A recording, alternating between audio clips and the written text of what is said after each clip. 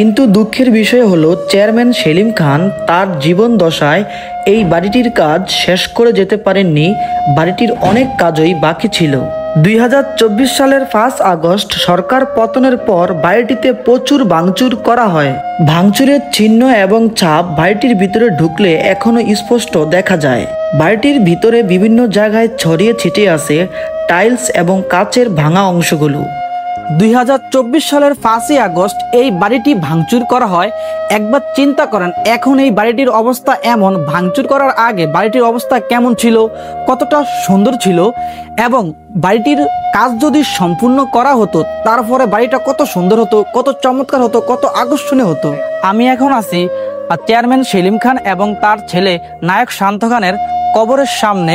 তার রাজকীয় বাড়ি থেকে একটু দূরেই তার পুরনো বাড়িতেই রয়েছে চেয়ারম্যান সেলিম খান এবং তার ছেলে নায়ক শান্ত খানের কবর। আজকে